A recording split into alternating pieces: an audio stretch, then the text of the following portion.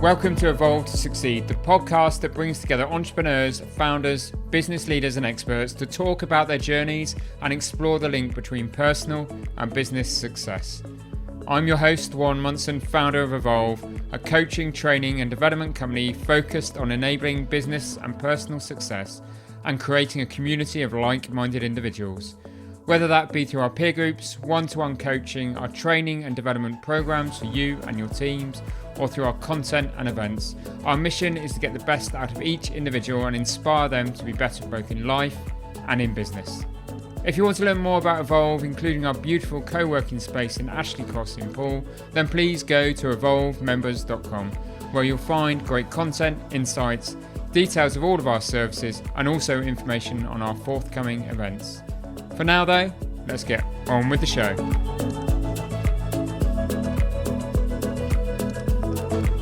Welcome to this week's episode. Today we meet Gregory Cooke, CEO of Constant Close, an agency that removes the need for sales calls and therefore streamlines your sales process.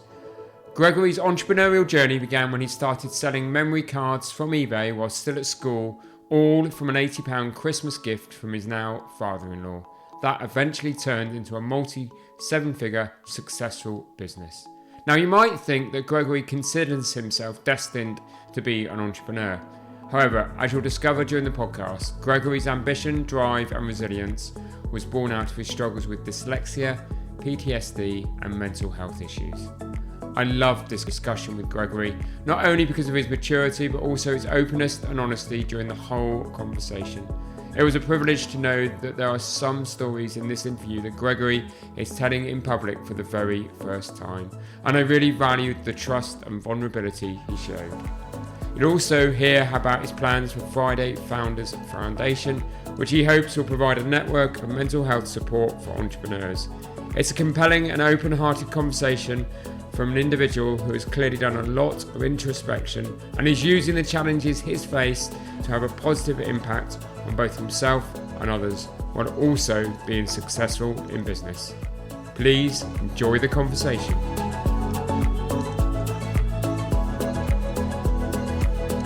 Hello Gregory, welcome to the Evolve to Succeed podcast. Thanks for having me. No, delighted to be here.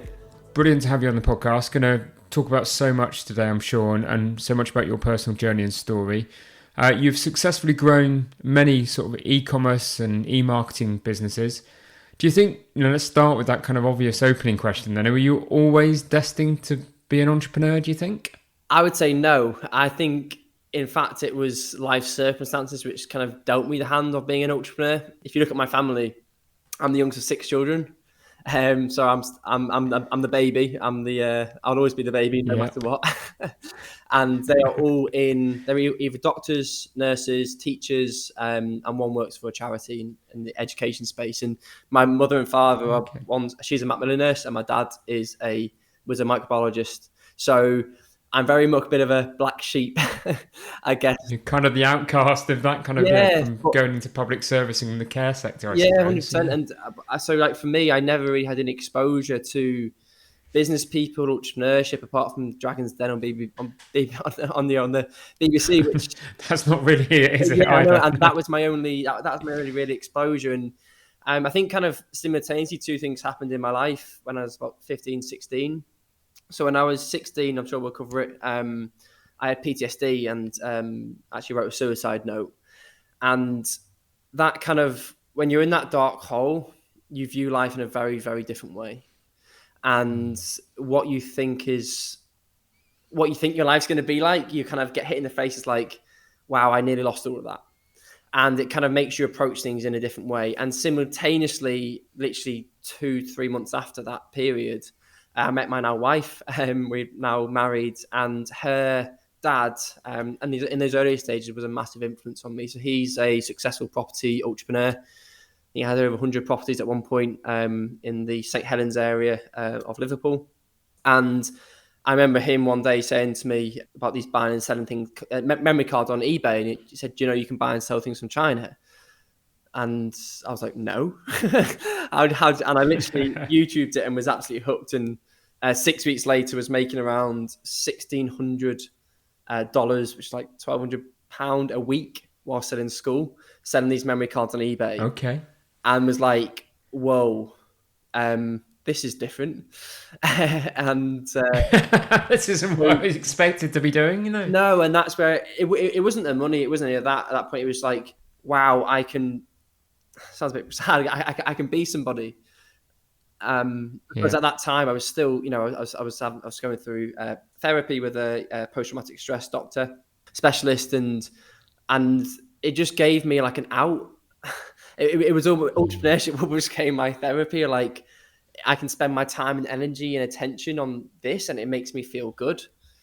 And that's kind of where it all started for me. Yeah. That's a completely different story to most of us, isn't it? The start of business, but I suppose it was that outlet for you, that it just gave you that opportunity to see life in a different way, through a different lens. And thank God, perhaps that your now wife's dad kind of reached out in that kind of way and started you on the journey. I know, yeah. So he actually gave me £80 in an envelope for Christmas, and on the envelope it said, "Start your own business." And I turned that £80. There's a Daily Express article which we might come on to.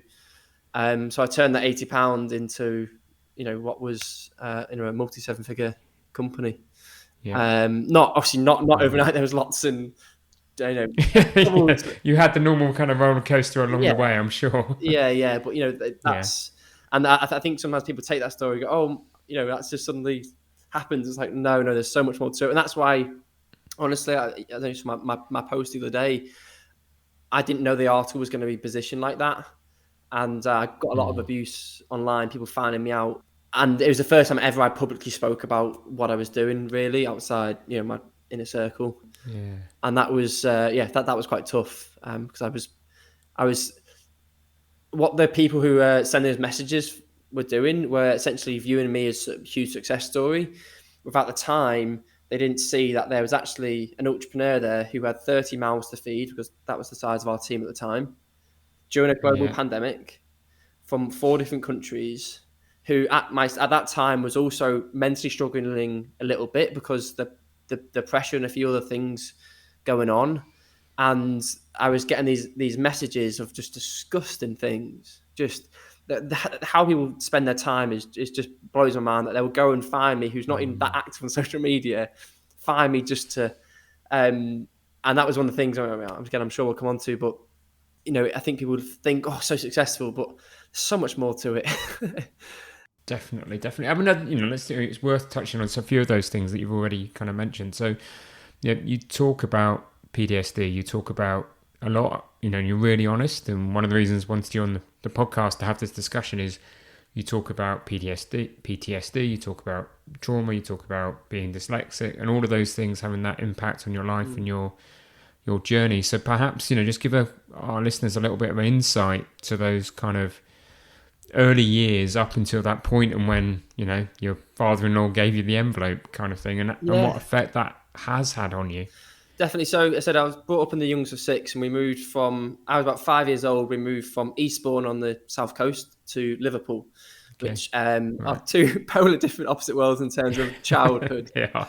So I was 5, so I don't really remember the move too much, but it was quite distressing, I think, for a few of my older brothers and sisters until they got used to it, because they were, in school and stuff. And I was very early diagnosed with dyslexia. I now say gifted with dyslexia. So I had dyslexia, dyscalculia, and dyspraxia. So severe dyscalculia, severe dyslexia, and mild dyspraxia. And I was quite lucky in a way, because my older brother, Kieran, has severe dyslexia, and my mum had gone through the trials and tribulations at school. He's just stupid, he's not trying, all the usual stuff you hear. And she kind of spotted it instantly with me. So I went to see an educational psychologist who wrote a multi-page, like 12, 14-page document of what I had. And then the school were reasonably good at putting that in place. But even to this day, I have a reading age of a 13-year-old, which somebody might be quite surprised to hear. And so I did have that struggle in school, because I viewed it as a bad thing, honestly. And now I view it as the best thing that I could have got. And you talk about that, don't you? And interesting, you've used that phrase, you now feel you're gifted by dyslexia. 100%. So how would you interpret that? How would you interpret the meaning of being gifted by dyslexia? 100%. I know that might sound a bit strange to people, especially who haven't got dyslexia and are maybe struggling with it.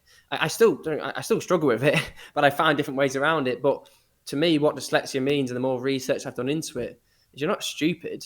Your brain just works in a different way. Anything but. And that's why when you look at people like Richard Branson and very like successful dyslexic entrepreneurs in our space, is that they just simply view things a different way. I'm not saying that's all because they had dyslexia, but Richard Branson, in particular, puts a lot of emphasis on that. I've heard him speak amazing things about that. And when I first heard him speak about that, I just really related to it. And it kind of made me think, I'm not stupid. And I've done some research into it. And don't quote me on the source, but there's quite a few articles and research papers that you have to be above average intelligence for dyslexia to even be detected. And I found that really interesting. When I look at my family, we've got half of them have dyslexia, half of them have hay fever or asthma. It's quite weird. It's literally a split. My father's dyslexic, and he was a professor microbiologist, sold out arenas around the world. I didn't know this as a child, but sold out arenas around the world speaking on his area of speciality. Even during the pandemic crisis, was called back in to to advise. My brother Kieran is probably one of the highest earners, I guess, in our family, and he's doing incredible work with charity and doing some incredible things down in London. And and in a way, and also another thing, our family is quite interesting. They've all got degrees, and only the dyslexics have first degrees. Right. Which is, again, I'm not saying that's because of dyslexia, but there's so many patterns you spot, and I was lucky that I could see that above me and go, do you know what? And the teacher called me stupid in year 7, year 8. No, I'm not stupid, actually. And they were quite good in the end. And so I didn't learn any languages in school. I didn't do any geography, a bunch of things I never did. And they said I had extra one-on-one classes, which kind of helped me through. That's why I view it as gifted, I guess. But it is really interesting, isn't it? And to see that, and any of us that have struggles and strives and things we need to overcome, the power of having a role model. Like 100%. You talk about your, those in your family that you could look up to and see who'd been, Kieran in particular, been on this journey. You've got to have role models, haven't you? 100%, yeah. And if you haven't got those people to look up to, even the internet is a fantastic place in some ways for that today. You can access people, all the information that they give, and it just allows you to view world outside the box you might be confined in. And that I'm so grateful that. In a way, I was the youngest because I was able to see that my mother in particular was in and out of the headmaster's office. I got suspended multiple times, got asked to leave once, and he's just a naughty kid. He's just a naughty kid. And my mum would always be in my corner. He's not, you're just not helping him. And, there was elements. I was still not always the best behaved in school. But, weren't we all? but I think that was my way of rebelling, because I could be good as gold in one class when the teacher gave me a handout. I didn't have to copy from the board, would help me. And then I could be a nightmare for another teacher who just dismissed me and sat me in the back right corner so I wouldn't do anything. And then I'd be a nightmare. And, that was on me. But for any parents particularly listening who they think their child might have dyslexia or any of that stuff, I would just say there's a lot more information out there than what you might be told by a school system. And in what ways do you think it's positively affected you? Do you think you've got different attributes in your personality and your skill set as a result? Or is it because you've developed coping mechanisms? Two things. Problem solving, which is key in entrepreneurship. Because your mind works in a slightly different way. Being able to problem solve is massive. And viewing things in a different way to everybody else, I believe, is one of the attributes which got me to where I am today. And also, if you're going through it, you won't ever see it as a positive thing like I didn't, but the ability to overcome those challenges and develop coping mechanisms where no one else might help you, but you can learn to help yourself. So it sounds stupid. I can't write anything on my laptop without using a tool called Grammarly. And my screen on my laptop is green. Because I without a green screen, my reading reading speed is very, very slow. So in school, as a 14-year-old boy, I was sat there in science class with these little green glasses on, and everyone called me Elton John. But it was quite difficult. But overcoming that, but it wasn't bullying, but overcoming that, and I'm going to do it anyway, and it's going to help me. It's I didn't see it then, but now I see it. Yeah, no, definitely similar. It's the same as many things, and it's not only until you look back and you reflect that you kind of put the pieces of the jigsaw together. But that's very true, isn't it? I think in a lot of successful business owners, business leaders, entrepreneurs, there is this sense of resilience, because when you get a kicking, you got to get back up, dust yourself off, and go again, and you've got to have that positive mindset. And I suppose a lot of us learn that resilience along the way, but when you go through instances that test you from a young age, you do build that resilience at a much younger age and take that out into your business career, don't you? You do, and you don't realise it at the time. Like when I was 14, sat in a science class with those little green glasses on, and everyone was laughing at me, just so I could read the same age, read the same speed as them. I wasn't thinking, oh, do you know what? In 5 years' time, I'm going to be like, because at that age, you kind of don't. But I'm very grateful I had those challenges now, and I don't believe I'd be doing what I was doing today if I hadn't have had them. Fantastic, great positive thinking. And then you sort of move on through your story, and you talk about, age 15, was it, suffering from PTSD? So how did that come about, Gregory? Yeah, so it's actually the first time I've ever publicly spoken about it outside of a conversation with my wife and my mother, who was incredible, blessed to have, such a supportive woman like that. When I was 16, I went at the end of the school year, end of year 11, while the rest of my year group were going to the prom. I was 2,400 miles away in a place called Zambia in Africa. And I wanted to volunteer and make a difference. I felt I've got this real inner drive to me. And I don't know, maybe it comes from parents, family, so I don't know, to help people. And I've got a genuine moral compass that just wants to really help people. And I felt like I kind of failed in school, and because I wasn't given that really always that opportunity. So resilient, again, come into it. I was told by all these charities, no, you have to be 18. So through family contacts and finding my own way, I found my own way to go out in Zambia and volunteer with street children. So I taught English in the school, both English and PE. And then I worked in the street children orphanage in the evening and the weekends.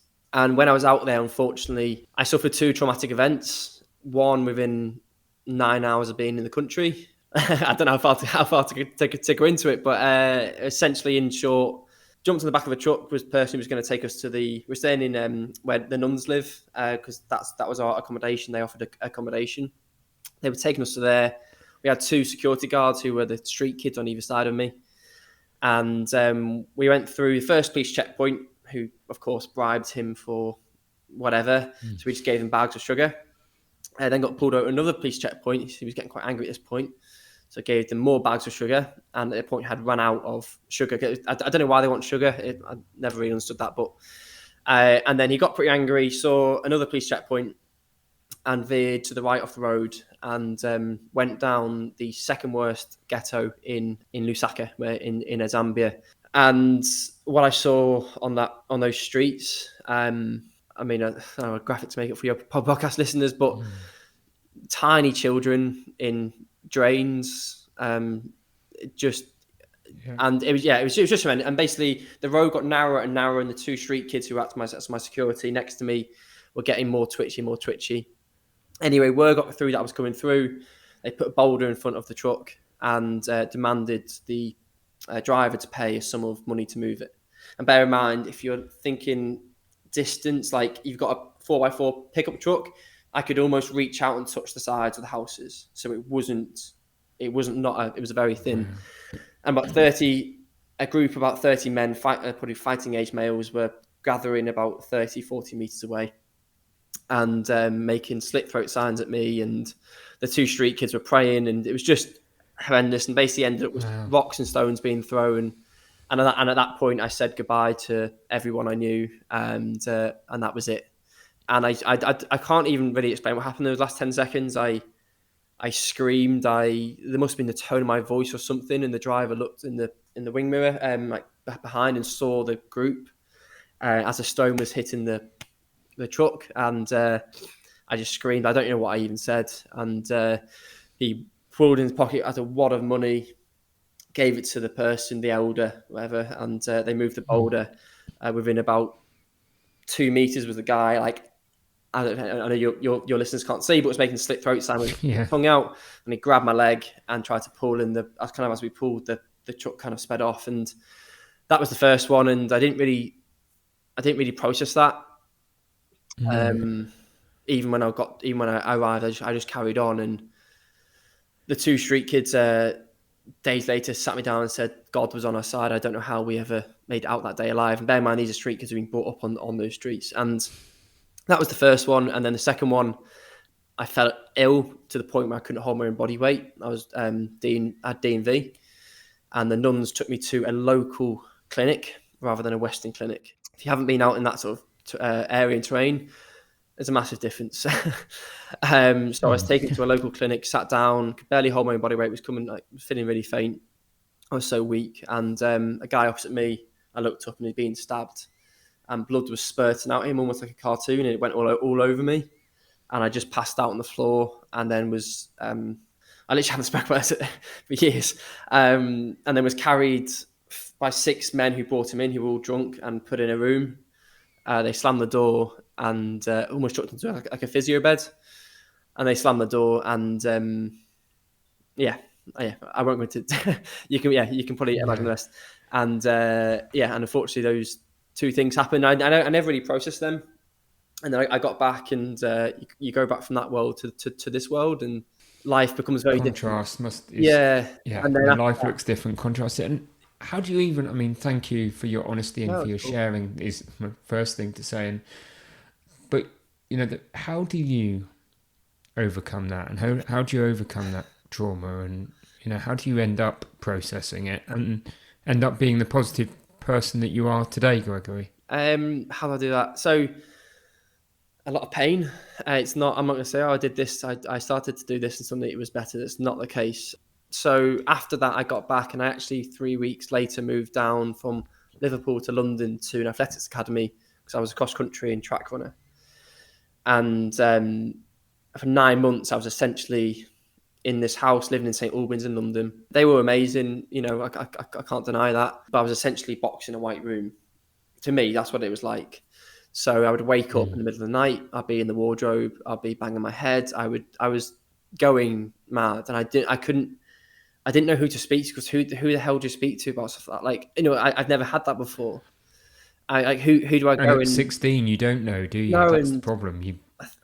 I think my mother is an incredible woman, and so is my father, and she really, I think she understood and she was really there for me, but I didn't speak. And I think men also, I don't know if you've watched the UFC, but I think you might have saw Paddy Pimlet's, who's from Liverpool, one of his speeches at the end of his fight, and he said, "Men, please talk," because his friend just committed suicide, and it is coming. It is a more awareness issue now, but I didn't know any of that, and it basically led to the February. I sat down on my desk and I wrote a letter goodbye, and I asked my friend then to take me to St Albans train station to get the 10:14 train to St Pancras, and I went into that train station with every intention to chuck myself in front of a train, and I sat on that bench. I can picture it, and this old woman. There's like 2 minutes till the train was coming, and I was completely at peace. I was just so at peace, and I was in almost like a trance. And a beautiful old woman just tapped me and said, "Dear, can you help me with this?" And I just looked at her, and I just broke down in tears, and was on my hands and knees on the cold floor in February in St Albans train station, just crying. And it was just her words took me out that trance, took you out of that moment. Someone cares. I can't remember what she said. It was just took me out of that moment, and I just broke down on my hands and knees. I went back to home and told my mum everything, and then from there it all got better. No, it didn't. I saw counsellors and the NHS, all sorts. I had suicide ideation. But that was your moment. Yeah, that was the moment where that realisation you needed help, and family were there, and then it started the path. I'm so lucky to have family there, and a lot of people don't, and that's just one of the saddest things. It's so true, and there's this kind of, and I think we are moving completely away from it, aren't they? But perhaps you go back 5-10 years, that was that whole kind of alpha male, beat the chest, can't ask for help, and a really kind of. And that's generations of men, and that's changing now. But what do you think more could be done to help men admit to those times when, they are suffering from poor mental health and they do need to reach out for help? It's a really difficult, because there's more now than ever awareness of it, and I think that's continued to grow. I mean, it's still the biggest killer in men under 40, I think, under 35. And I think, honestly, it sounds really sad, I think that's only going to get worse because of the rise of social media. I think my generation and the generation below me, I'm 25, by the way, so the generation below me, I think, have had the social media worse. But now I look at my nephews and how their parents have been so controlled over it, and it's much more awareness of it. I think it will get worse than get better. So what can they do? I mean, it's the same as everyone says. It's just talk, and it's so much easier said than done, especially when you have no one around. So I know I was supposed to be on the podcast last week, and we had to cancel that guy. Unfortunately, an incident happened when I was out volunteering with the homeless, and this, in short, this guy wanted to kill himself, and he came up to me, and he had blood dripping from his arm because he'd been concussing himself, and he said, I had no one. He clearly had no one ever to speak to about it. I was the first person he ever spoke to about it. And, that's just a prime example of, I'm very lucky to have people around me. And, obviously I don't know your family situation. If that was to happen, you would think you might have someone around you, but the real crux of it is whether there's people who don't, or like they are so proud of who they are that they couldn't ever do it. And I don't know the answer. I honestly, I can't say this. I don't know the answer. But what I will say, to bring it back to entrepreneurship and founders, is I think there's a massive mental health crisis going on in the founder community and entrepreneur community today.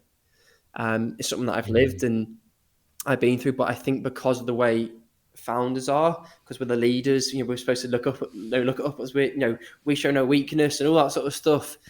And we've got the pressure of the employees that we need to keep moving up their career ladder, all that sort of stuff. And we get so busy with work, it really bottles up. And I can't back that up with facts. That's just my personal experience. And I absolutely agree with you. I reflect on my own sort of 17-year sort of journey as a business owner, and I do reflect, and I reflect about a wonderful woman called Becky Holston, who I've mentioned on this podcast before. And there was a point when the low was so low that I didn't really know where to turn. And you're right. You're the leader, you're the entrepreneur, you're the person everybody looks to for direction and guidance. So you walk through that door into that business and you put your head up high and you engage and you do what you need to do. But there's times when it can feel like a pantomime and a show. And I definitely went through that. I talk about my low point being 2014. And if soon after that, somebody connected me with Becky, who's a life coach and stress coach and all of those kind of things. And she fundamentally made me realize who I was as a person and the strengths I had. Yeah. And that I needed to play to my strengths, but it was somebody to talk to. And it was somebody that didn't care who I was, what I represented, and I could just be me. And, effectively our success came after some of those sessions where I could lose some of the baggage. I could take a few of the chips off my shoulder and I could go, right, just be me. Definitely. But unless you go through that experience, it is hard, isn't it, Gregory? It's really, really hard. And just to touch on 2 points to that. So I actually bought a domain name called Founders Friday Foundation the other day. And we're planning on setting this up. So every single Friday afternoon, I block up my calendar and we'll get other volunteers to join on, block up my calendar on a Friday afternoon. And any entrepreneur, founder, I don't care, can go on anonymously and book a 15-minute call. It can be faceless, whatever, and they can just chat. And they can offload. And so it's a kind of nice way to end your week. So you're able to offload to maybe just... so that's something I'm working on practically at the moment. And I think that the Friday aspect, everyone who I've told so far to really likes that aspect because it's the end of the week. It's, it's a set time. I can be stressed because it is stressful. The stress isn't going to go. It is stressful. But I can be stressed, and then I know at the end of the Friday afternoon, I've got a 15-minute call where I can offload it all, or I've got issues outside that I can offload it all. So that's the first thing. And the second thing, you asked me, what can you do about it? Master thought control. That is the most underrated skill, I think, in entrepreneur and founder community. Master thought control. So for me, when I saw counsellors, when I had my PTSD stuff, it didn't work. I was telling them the same story again. Oh, and they would almost feel sorry for you and ask questions like, I'm not saying counselling doesn't work, but for me, it kind of didn't. And I went to see a PTSD specialist called Steve, an incredible guy. And he never, to this day, does not know what happened to me. You know more what happened to me than Steve does. And I was ready. Here we go again. Tell my story. They're not going to help. They're just going to listen to me, feel sorry for me, whatever. And I didn't want anyone to feel sorry for me at this point. And he got a whiteboard and he drew a picture of the horse and a rider. It's a common psychology concept, apparently. I didn't know at the time. And he basically, the cold Never heard of that. was the rider, the horse is your brain, the rider is the control. And at the moment, he was kind of showing the horse can just go wherever it wants, as a rider, you have no control. But as the rider, if you can get control, you can control where the horse goes.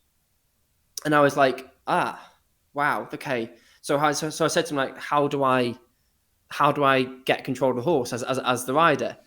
And there's a whole visual on this. I'm sure if you go to Google, there's tons of things on it.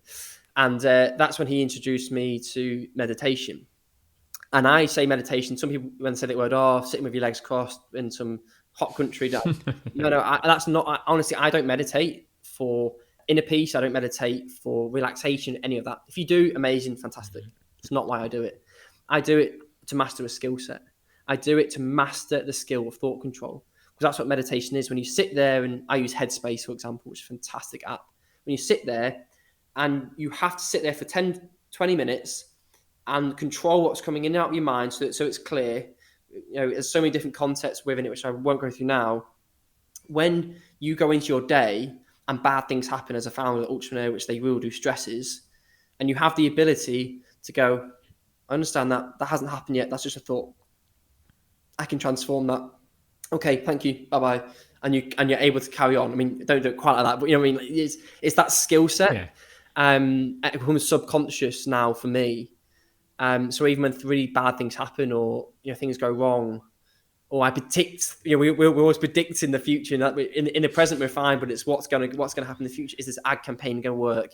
I've just spent £10,000 on this. Is this going to produce the results? I don't know. Like that's like 2-3 weeks problem. Like leave that there. Okay, yeah. But let's carry on today. And mastering thought control is one of the best skills I think you can do as a founder and an entrepreneur, and to combat mental health, because it gives you that element of control back, which is it is a skill set. And it's true, isn't it? A lot of people talk about mental fitness rather than kind of mental health at times, because it's that self-care routine. We all exercise our bodies, don't we? We all push ourselves. We push the cardiovascular system. We do all of these kind of things. But we don't give our brain time at times to just rest and gather itself and be fresh and ready. And that mind control bit is a great way of putting it, Gregory. Loved that explanation. And I suppose we've also, talked already on a number of occasions during the course of this conversation about social media and the media at large. And we'll perhaps come back to that newspaper story in a moment. But there's a lot around, and it's really interesting to get your perspective on this, particularly at 25 and, how success today is. There is this kind of perception on social media of the entrepreneur driving the flash car, hustle, that hustle culture. And if I must admit, when I came onto this interview, I wondered what I was going to get, Gregory. Met you for the first time today, and it's brilliant. I'm loving the conversation, and somebody who's reflective in their sort of success and striving to go again and build, and be successful, but without that hustle. So what do you think about, the way that perhaps entrepreneurial life is portrayed on social media? Awful. I think it's... Sums it up. At the moment, I think if I had I guess I do have a choice not to be on social media, but for 2 years I deleted my social media accounts. And that's why I don't have I've got some following now from the networks and stuff. But if I could not be on social media for my business, I wouldn't be. I think social media has some incredible aspects on the networking. I probably might not even be doing this interview with you now if it wasn't for social media, which is amazing. I'm talking about launching the Friday Founders Foundation, which will be connect people on social media. So there are some amazing aspects to it. But on the whole, the comparison, when it comes to entrepreneurs, it will kill more businesses and entrepreneurs than anything else, in my opinion. The information overload, and I talk about skill set, meditation and thought control as a skill set. Elimination as an entrepreneur is also a huge underrated skill set.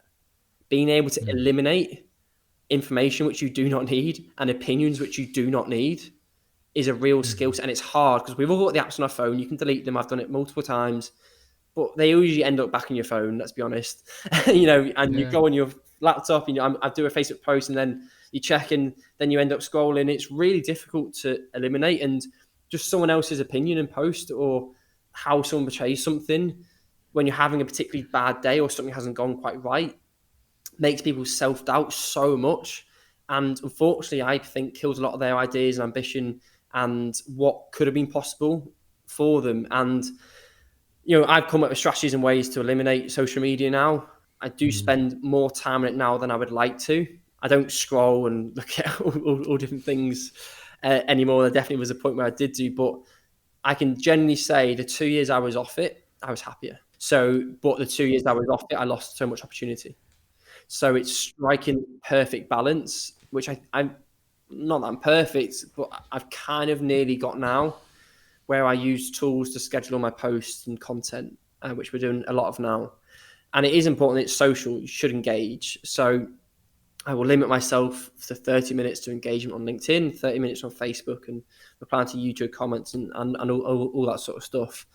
But I use an app, what's it called? It's on Google Chrome, basically eliminates the newsfeed. So I can set it on a 30-minute timer, and then once that 30 minutes is up, my newsfeed's gone. It comes up with a quote instead. It's if you go to Chrome extension, newsfeed eradicator, that's it.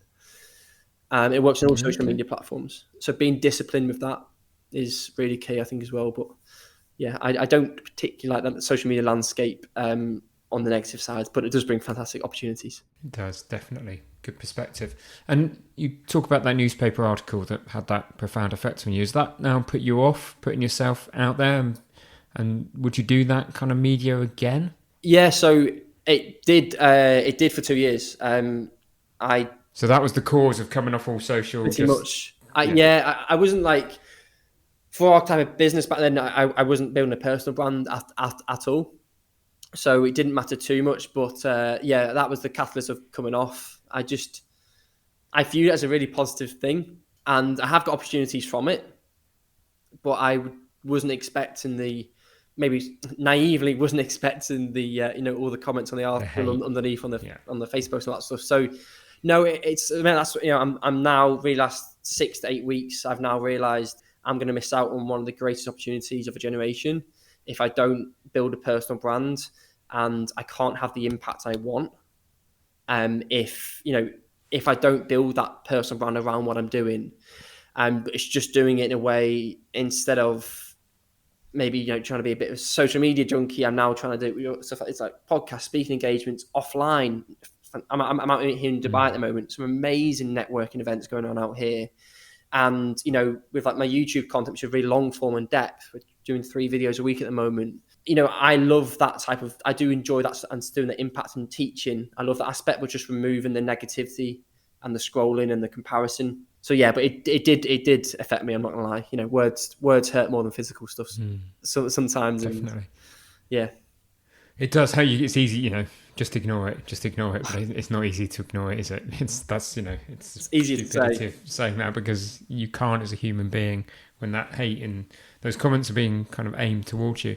And so you are, it would appear, going through a kind of pivot at the moment. You were very successful, as that article demonstrates, in the e-commerce kind of world, starting with your £80 and taking that on a journey. Are you out of e-commerce altogether now? So I'm still so with the agency. So I had e-commerce brands transitioned into an agency, and that was the biggest success.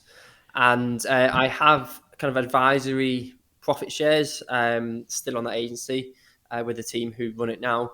So I still advise. It's very minimal. But yeah, I am now removed from the e-commerce space in terms of having my own brands and we built over 2,000 Shopify sites throughout the course of the agency, which was huge. So I'm now completely removed from that, and now the CEO of Constant Close. I do also do some bit of performance coaching. I'm very big on mental health, and I do ultra marathons and really take care of myself. And I love learning about the mind, discomfort, and all that sort of stuff. So I do have people reach out to me and ask for that stuff. So I was trying to set it up I was going to set it up as a separate business, but I found when I did that, it took away the love and the natural love for it for me, because the pressure on to create. And so, I just kind of stick with my business, and I do that, kind of on the side for people, because, through networking. I do love that side of it, but it's much easier when it's not like you have to create this amount of content about it and speak about it all the time. I just, it takes the passion if it's a passion, isn't it? Sometimes people say that some of the best businesses come out of hobbies and passions, but sometimes it is the thing that gives you a release in life, isn't it? Yeah. So therefore, let it give you the release and focus your entrepreneurial spirit and business attributes. Yeah. Doing something else. So as we sort of wrap up, I'm going to have two final kind of questions, but tell us a little bit so our listeners can learn a little bit more about Constant Close. What does that business do? Constant Close removes sales calls when selling high ticket products and packages online. So it's typically any online service based business. So if it's an agency, if it's a consulting, a creator, education courses, and we remove the need for a sales call from that process. So we close 3K up to 50K deals without ever hopping on a sales call. So this came about, and it's complete. I believe I'm one of the first to do it in this space. I haven't seen anyone else do it. I'm not saying there's not. I just haven't seen anyone else do it. It's come about with the old agency.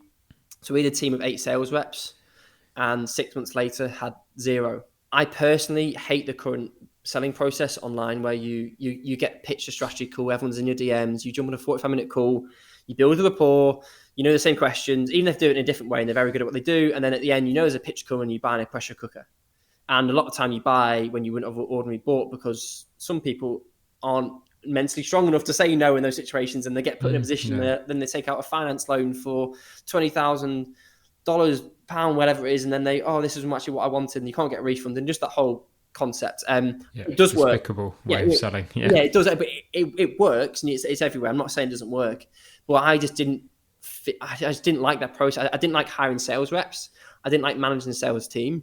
If you never manage a sales team, for anyone listening to this, it takes a very unique personality, I believe, and it's one of the hardest hires to get right. And I went for about 3 or 4, and I was like, stuff this. There must be another way that's really efficient. So in short, what we do, it's the exact same process. So you might see an ad, you go to a sales page, you put in your information for the free PDF or a low ticket product or whatever it is. And then you would typically go watch a video and apply, right? That's probably your listeners have been through a similar process with a company, right? I've been through loads. And after you apply, people expect to then book a call. With our process, you cannot book a call. There's no sales call. If we manually look at your application, if we like it, we approve it, and you have 5 days to enroll. So you get sent a private demonstration, which is typically 45 minutes to an hour and a half. You've probably seen like those type of webinars with Russell Brunson, what he does. Sometimes we use like speaking gigs that they've done, whatever it is. And the whole page goes into a lot more further depth, and there's a time on it. If you do not enroll within those 5 days, you can't enroll until enrollment sporadically reopens, which might be 30 days, 90 days, whenever. There's no set time. Okay. And so that's kind of the concept of it. So it builds real urgency, because at the moment, if you booked a call with someone and said, this offer will be gone tomorrow, you won't be able to reschedule. Let's be honest, you can reschedule, and you can probably hop on a call next week. People like buyers are no, but the people think we're stupid. Like, no, we know you can do that, and I've done the same. I can't say I haven't. So there is a support process within that as well. So once they apply and we approve it, we reach out to them on 3 different channels. They get SMSs. We phone them. So once they apply, we say, "Hey, your application's been approved. Any questions?" So there's no book sales call, but we still phone them to see if they've got any questions, and that usually lasts like 2 to 5 minutes. And that's kind of the process. And then what you end up having is a waiting list of people who didn't believe you that the 5 day they couldn't enroll after the 5 days, and you've got a waiting list there. Yeah. You can send an email to open a 48-hour enrollment window whenever you need more clients, and Okay, so it's got systemized kind of approach that's in a different way. Yeah, I like that. Yes, love the sound of that. Essentially, in a nutshell. And you help businesses install that process within their sales pipeline, their sales funnel. So yeah, we partner with them depending on where they're at. So if they're typically below 100,000 a month, we'll build it all for them and kind of train them on how to run it. If they're above 100,000 a month, we actually partner with them. So we build it all, run the whole system for them, and literally give them clients and take 20% of the revenue. Brilliant. Lovely business model. Like that. Definitely. So I'm going to finish with 2 questions. My 2 questions are, the first is, with the journey that you've been on, if you could go back 13 years and talk to your 12-year-old self, What's the one bit of advice that you'd give that 12-year-old? Can I say 2 words? Is that cheating? Yeah, of course you can. Patience and belief. Patience and belief. Brilliant. Yeah, we live in a world that's too impatient. We expect things, again, largely due to social media, and believe in yourself because no one else will. Brilliant. Great answer. And the question I always end, all our listeners will know this, is I always end with this kind of question, which is, given everything you've been through, what's your personal definition of success, Gregory? Personal definition of success: impact over money. So I'll wrap this up in a nutshell. My sister volunteered to go on an intensive care ward unit during the pandemic. She didn't have to, she volunteered, and she did that for months and months on end without getting paid any extra. And during that time, everyone was looking at me, writing articles about me, saying how successful I was. And I would almost get embarrassed because whenever I had that conversation with someone, like, no, like, just money doesn't equal success. Look at that person and look at the service they're giving so others can go home and be safe and be with their family again. And that's something now I'm trying to build into my journey. That's what I mentioned about the Fridays Founders Foundation. I'm making impact with our clients with Constant Close. Yes, I love them. It's brilliant. I'm making a big impact on saving time and money. But to me, success is service and being of service to someone bigger and greater than yourself. And that's something, honestly, for my journey, I missed the last few years. And something I'm now really trying to build in. Glad you're connecting back with it. I love that impact over money. Brilliant. Gregory, thank you for being so open and frank and honest during the course of our conversation. I've loved having you as a guest on the Evolve to Succeed podcast. If people want to know more about you, more about Constant Close, where can they go? Yeah, so if you go to constantclose.co, you can see the company there. It's Gregory Cooke on YouTube, Facebook, Instagram, all the usual places, YouTube and LinkedIn, but YouTube's definitely the place I'm really focusing on for 2023. And again, trying to provide that impact to people, really giving that value. Brilliant. Thank you once again for being a great guest. Thanks for having me. Brilliant.